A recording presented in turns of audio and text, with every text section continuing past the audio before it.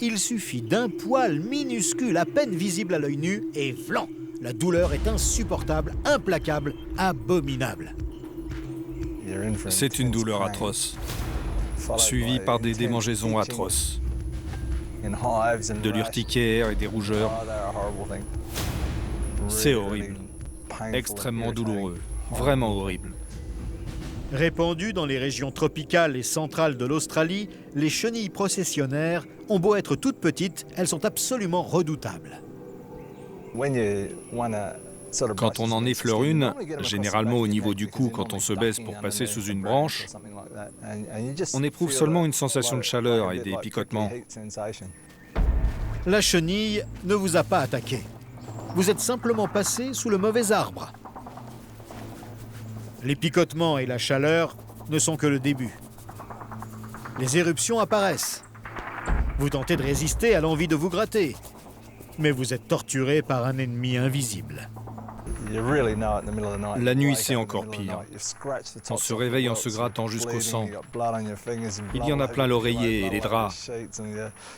On souffre atrocement et il n'y a absolument rien à faire. La chenille Proctis lutea vit dans les mangroves palustres qui bordent les criques et les cours d'eau dans les régions tropicales au nord de l'Australie. D'un brun jaunâtre et couvert de poils très fins, elle s'accroche aux branches des arbres qui constituent sa principale source de nourriture.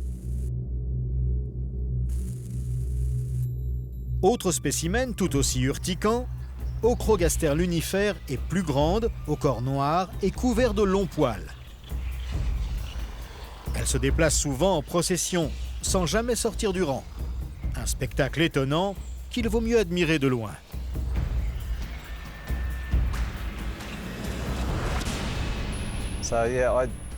J'en ai touché une samedi vers 14 h.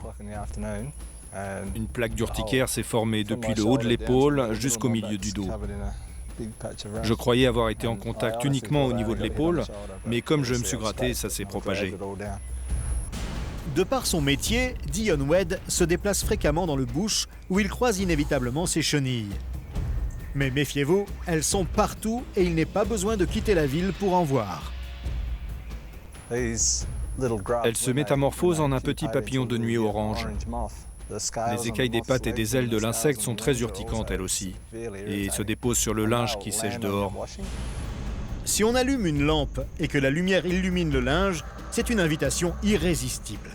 Souvent, on ne s'aperçoit de rien, mais les papillons déposent sur les draps de fins poils urticants. Il arrive même qu'ils pondent dessus. On fait son lit, on se couche, et là, on comprend tout de suite. On enlève tout et on recommence. Le cycle de vie des chenilles est bref.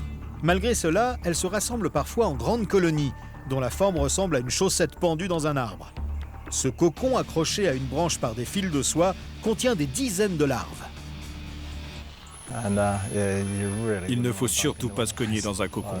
C'est horrible. Les chenilles urticantes ne sont pas mortelles, mais peuvent provoquer une inflammation des yeux et de la gorge qui nécessite des soins médicaux. Il est recommandé d'appliquer de la glace et des lotions apaisantes et de prendre des antihistaminiques. Surtout, il faut serrer les dents. Il suffit d'un bref contact avec une seule chenille pour que cela déclenche des réactions insupportables. Une minuscule chenille accrochée à un fil de soie qui vous effleure la nuque et... C'est horrible. C'est vraiment très très douloureux. Ça vous gâche votre week-end. Vous faites du camping, vous êtes en train de pêcher, et si vous en touchez une, c'est l'enfer.